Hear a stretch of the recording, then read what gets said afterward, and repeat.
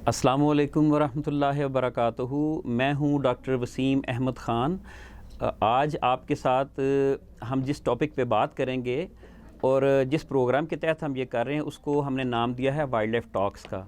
Wild life talks में हम पाकिस्तान के दो एक्सपर्ट्स को दावत देते हैं और वो वाइल्ड लाइफ के किसी इशू के ऊपर हमारे नाज़रीन को, हमारे स्टूडेंट्स को, नेचर लवर्स को, रिसर्चर्स को ब्रीफ़ करते हैं और उनको मुतारफ़ करवाते हैं मुख्तलिफ़ पहलुओं से उस टॉपिक के।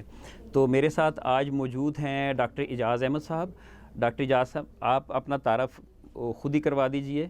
वैसे तो किसी तारफ़ के मोहताज नहीं है, लेकिन नाज़रीन के लिए आप ख़ुद से तारफ़। बहुत शुक्रिया, बहुत अच्छा सिलसिला आपने शुरू किया है। मेरा नाम डॉक्टर एजाज़ अहमद है। मैं वाइल्ड लाइफ बायोलॉजिस्ट हूँ और मैं तकरीबन 20 साल से ज़्यादा मैंने वाइल्ड लाइफ के प्रोफेशन में WWF एक NGO है, इंटरनेशनल ऑर्गेनाइजेशन है, उसके साथ काम किया। तो अभी भी मैं एसोसिएटेड हूँ पाकिस्तान वाइल्ड लाइफ फाउंडेशन के साथ। डॉक्टर एजाज़ साहब डिप्टी डायरेक्टर जनरल के ओहदे से रिटायर हुए WWF से और आजकल बहैसियत president Pakistan wild life foundation nature conservation के लिए काम कर रहे हैं। दूसरे हमारे मेहमान हैं डॉक्टर मकसूद अनवर साहब। डॉक्टर साहब, आप अपना तारफ़ करवा दीजिएगा। जी, मेरा नाम डॉक्टर मकसूद अनवर है। मैं वाइल्ड लाइफ इकोलॉजिस्ट हूँ। मैंने अपना प्रोफेशन जो है वो प्रोफेशनल कैरियर जो है वो पाकिस्तान एग्रीकल्चर रिसर्च काउंसिल से शुरू किया 1982 में, और फिर मैं 2007 में मैंने university arid agriculture university join की रावलपिंडी में एज एसोसिएट प्रोफेसर। फिर मैं ने काम किया as chairman department of wild life management और then the dean faculty of forestry range management and wild life, और मैं डीन के ओहदे से रिटायर हुआ हूँ और अभी मैं पाकिस्तान वाइल्ड लाइफ फाउंडेशन के साथ वाइल्ड लाइफ कंजर्वेशन पे काम कर रहा हूँ। जज़ाकल्लाह, शुक्रिया डॉक्टर साहब। नाज़रीन, आज का जो हमारा टॉपिक है, आपने सुना होगा आजकल मीडिया पे भी चर्चा है कि सैलाब और सैलाब की तबाहकारियाँ। तो हमारा जो टॉपिक है, हमने जो अपने दो मेहमानों को दावत दी है, हम इस टॉपिक पे बात करेंगे कि आया सैलाब के सिर्फ नुकसानात ही हैं या इसका कोई मुस्बत पहलू भी है। तो मैं डॉक्टर एजाज़ साहब आपसे रिक्वेस्ट करता हूँ कि काइंडली हमें बताइए कि क्या सैलाब के नुकसानात ही नुकसानात हैं या इसका कोई पॉजिटिव या मुस्बत पहलू भी हम देख सकते हैं या हो सकता है बिलखुसूस बायोडाइवर्सिटी या वाइल्ड लाइफ के हवाले से। जी बिल्कुल, कुदरत ने जो भी चीज़ें बनाई हैं उसमें फ़ायदे भी हैं और नुकसानात भी हैं। बाज़ का नुकसानात ज़्यादा होते हैं, बाज़ का जो है वो फ़ायदे जो हैं वो बढ़ जाते हैं। जो सैलाब आया है इसकी शिद्दत जो है वो बहुत ज़्यादा थी और इस काफ़ी वाइड स्प्रेड जो है वो था, पाकिस्तान के तकरीबन हर इलाके को मुतासिर किया है। ये जो उसके मनफी पहलुओं की जब हम बात करते हैं वो बुनियादी तौर पर तो हमारी अपनी प्रिपेयर्डनेस अगर सही नहीं है, हमारी अपनी जो गैप्स हैं, मैनेजमेंट के गैप्स हैं, वो उसकी वजह से ज़्यादा जो है वो नुकसान होते हैं। जब हम अच्छे मुस्बत पहलुओं की बात करते हैं तो यकीनन ऐसी चीज़ें हैं जो हम समझते हैं कि लोगों को पता होना चाहिए।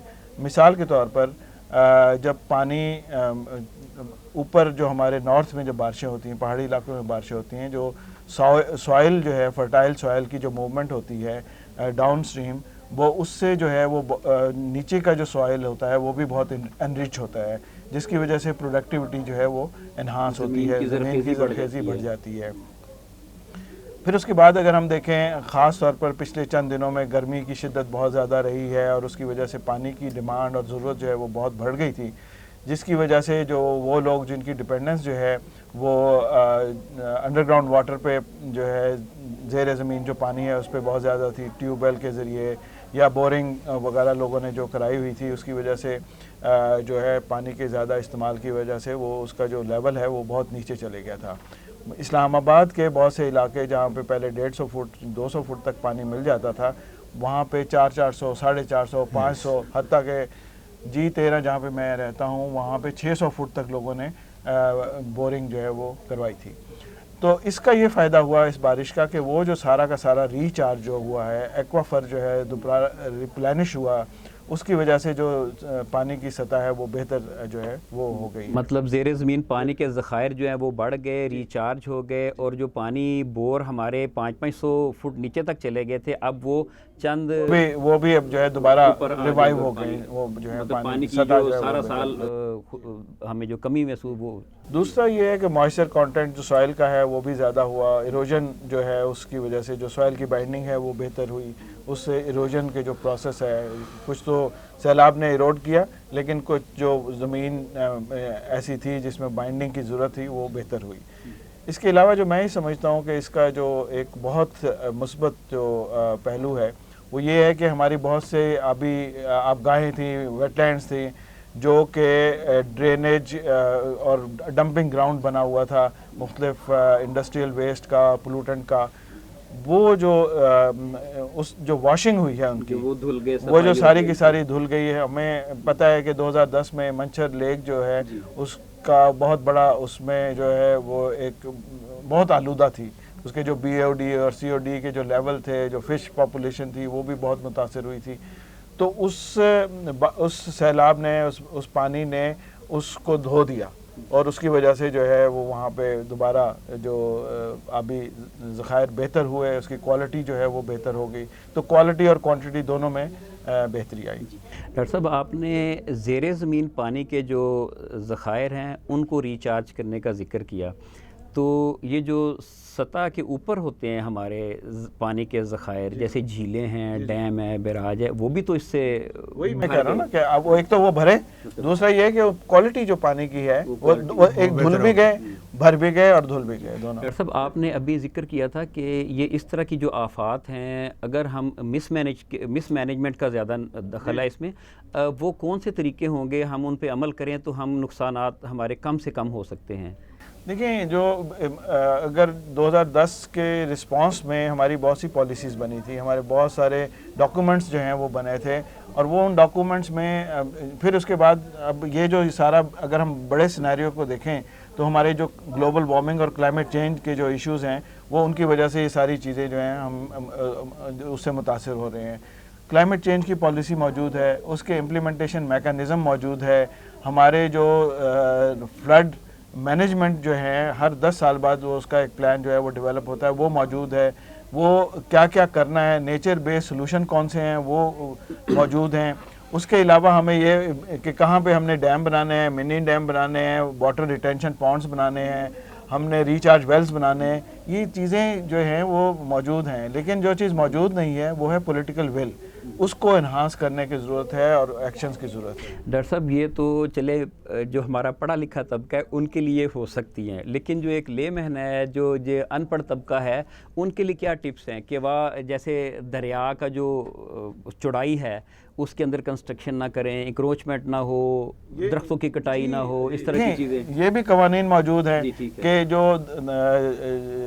جو ریور بیڈ ہے اس پہ کسی قسم کی کنسٹرکشن کی اجازت نہیں ہے. اور جو زیادہ تباہی ہوئی ہے وہ یہی ہوئی ہے کہ ہم نے اب سوات میں کیا کیا, وہ جو ہوٹل جو آج سے جو 15-12 سال پہلے تباہ ہوا تھا وہ دوبارہ اور بڑی اسی جگہ پہ اور اس سے بڑے جو ہے نا وہ ڈاکٹر صاحب آپ سے میں پوچھتا ہوں کہ کائنڈلی ہمیں ہمارے ناظرین کو یہ بتائیے کہ جو وائلڈ لائف سپیشیز ہیں, پرندے تو بہرحال اڑ کے آ جا سکتے ہیں, پرندوں کو تو ایسا نقصان نہیں ہوا ہوگا, جو ہمارے روڈنٹس ہیں, یہ اسمال میملز جو ہیں, یا ہمارے ریپٹائلز ہیں, سانپ, چھپکلیاں وغیرہ, یا خرگوش ہیں جو لیگا مارفا, تو کیا یہ جو بلوں میں رہنے والے ہیں تو پانی جب آیا تو ہر جگہ پہ 8-10 فٹ پانی کھڑا ہے, تو ان کے ساتھ کیا ہوا ہوگا؟ کیا یہ ان کی پاپولیشن یا ڈیمیج نہیں ہوئی ہوگی اس سے؟ ڈیفینیٹلی ڈاکٹر صاحب, آپ یہ سب جو سیلاب کی صورت ہمارے سامنے ہے, اور یہ اینیملز ایسے ہیں, چھوٹے اینیملز ہیں, یہ زیادہ بھاگ بھی نہیں سکتے, بہت دور بھی نہیں جا سکتے, اور فوری طور پہ جو ہے نا پانی کو اسکیپ نہیں کر سکتے, اور سیلاب کی شدت ایسی تھی کہ ان کے لیے اس سے بچنا ناممکن تھا.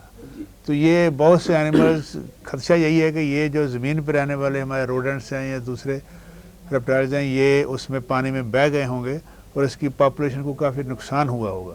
لیکن اس میں قدرت کا ایک اصول یہ ہے کہ جہاں سے کوئی پاپولیشن ختم ہوتی کسی ہیبیٹیٹ سے, تو اس گیپ کو قدرت فل کرتی ہے, اور اب انشاءاللہ امید ہے کہ جب یہ پانی تھوڑا نیچے اتر جائے گا تو وہ جو ہیبیٹیٹ جہاں پہ پہلے جانور موجود تھے اب نہیں ہیں، تو کہیں سائڈ سے جہاں ابھی موجود ہیں وہاں سے وہ اس گیپ کو فل کریں گے اور وہاں پہ وہ پاپولیشن دوبارہ سے اسٹیبلش ہو جائے گی. تو یہ اس میں جزاک اللہ. ڈاکٹر صاحب یہ جو وہاں سے پاپولیشن ختم ہوئی یہ کسی انسان کا عمل تو نہیں تھا، تو یہ تو قدرت کا کام تھا. یہ قدرت کی طرف سے سیلاب آیا تو ان چوہوں یا روڈنٹس کسی کے ساتھ دشمنی تھی، قدرت نے ان کو وہاں سے کیوں ریموو کیا؟